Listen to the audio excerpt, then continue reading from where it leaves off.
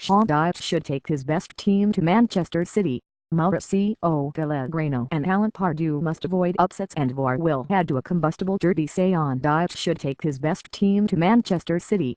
Mauricio, Pellegrino and Pardew must avoid upsets and VAR will add to a combustible derby. Michael Butler and Dyche Steinberg, Friday, January 5, 1800.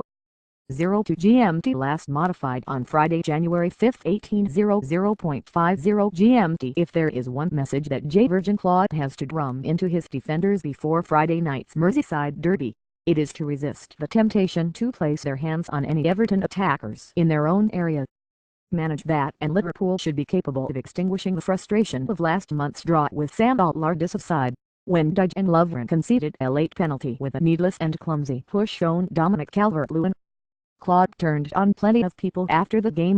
Even a member of Everton's press team was in the firing line after Wayne Rooney's penalty. But Lovren was the real culprit, and it is telling that Liverpool have bolstered their defence by spending £75m on Virgil van Dijk. Having scored once in their past 4 matches, Everton could find goals even harder to come by if Van Dijk is ready to make his debut. Dyche Steinberg and derby supporters hoping to get the train back to the Midlands on Friday night will have to leave the away end at Old Trafford at halftime. Ridiculously, the last feasible train journey to Derby via Sheffield leaves Manchester Piccadilly at 9:22 p.m., midway through the second half. To make matter worse, the train previously advertised as leaving at 11 p.m. is no longer running. East Midlands trains were forced to apologize for an error in the National Network rail train planning system, meaning there will likely be plenty of people stranded in Manchester on Friday night. The good news: those that bought tickets for the 11 p.m. will be entitled to a free refund. The bad news: they won't be able to get home. The draw was made in early December. How has this shambles been allowed to happen? Michael Butler barely wasted the golden chance to reach the quarter-finals of the FA Cup last season when Lincoln City became the first non-league team in 103 years to reach the last 8 of the competition. The third round this year, Dyche's team face a tougher task: the trip to Manchester City. But while Pep Guardiola will almost certainly use Saturday's game as a chance to rest key personnel with league titles and the Champions League still to come, Dyche would be unwise to follow suit. Just as a weakened Leicester side came unstuck at Millwall in the 5th round last year, too often Premier League sides play their second string when they are clear of relegation danger and have nothing else to play for. Get through this tough tie, and Burnley have a genuine chance of winning the FA Cup. After all, the league table says they are the 7th best team in England. Dyche should go for glory. 3 points at Crystal Palace a week on Saturday doesn't matter nearly as much. In different circumstances it would be tempting to make Bristol City favourites to win at Vicarage Road on Saturday afternoon. The team who stunned Manchester United last month have already performed heroics in the Carabao Cup, reaching the last 4 after putting out 4 Premier League sides, and that giant killing run began with a 3-2 victory away to Watford in August. Yet Lee Johnson has some tough decisions to make before facing Marco Silva's inconsistent side.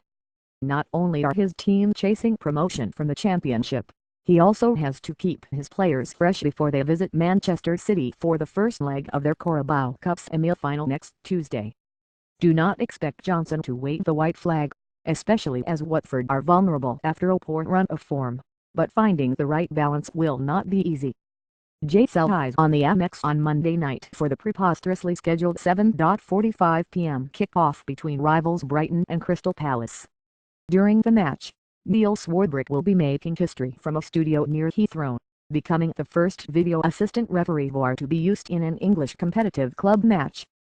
Surrounded by approximately 70 screens to aid him, Swardbrick will be able to liaise with the match referee, Andrew Mariner, if a clear error has been made regarding goals, penalties, straight red cards and cases of mistaken identity.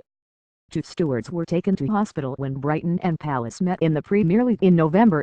The FA could hardly have chosen a more fiery fixture for their latest innovation. It is strange to think that Southampton were preparing for a League Cup semi-final against Liverpool this time last year. They still felt like the perfect example of a modern, well-run club 12 months ago. They remained comfortable in mid-table despite being hit by so much upheaval, and beating Liverpool over 2 legs seemed to offer further vindication of Southampton's vision. Since then, however, Drift has taken hold and Mauricio Pellegrino is under immense pressure after Tuesday night's defeat to Crystal Palace pitched his directionless team firmly into a relegation battle. The constant talent drain has taken a toll, sapping Southampton's spirit, and it will not go down as a shock if Fulham further loosen Pellegrino's grip on his job by beating the Premier League strugglers at Craven Cottage on Saturday afternoon. Dyche top of the Championship meets bottom of the Premier League. It will come as a surprise to nobody that Wolves are favourites to beat Swansea on Saturday.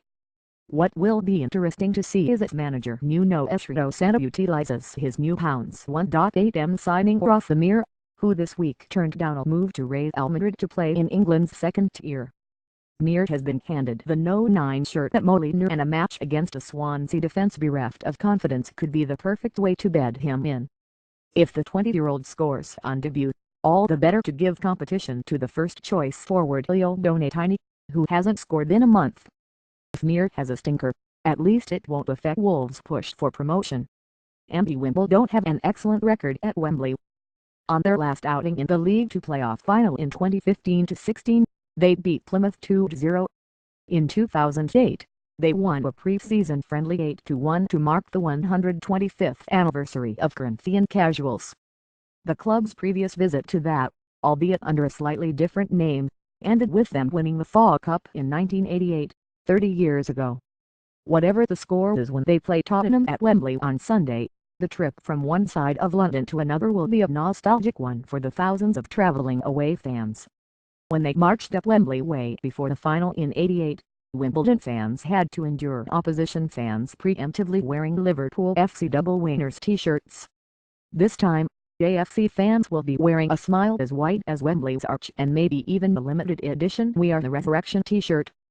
Imbith talent Pardew bounces yet to materialize for West Bromwich Albion. Tuesday's painful defeat to West Ham means it is 20 games since their last victory, and their new manager has been unable to ease their relegation fears.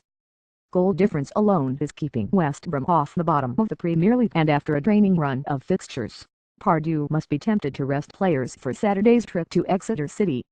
But that would be a huge gamble from a manager whose team desperately needs a win to start repairing their battered confidence. Defeat to the league side would only deepen the gloom, and the danger is that another disappointment could still be on West Brom's mind when they host Brighton on Saturday week.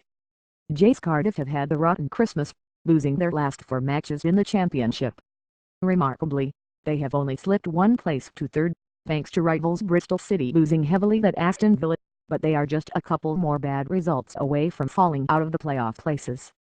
Confidence is key, and Neil Warnock's assertion last week that Solskjaer is a better defender than Virgil van Dijk has done nothing but heap more pressure on one of his key players.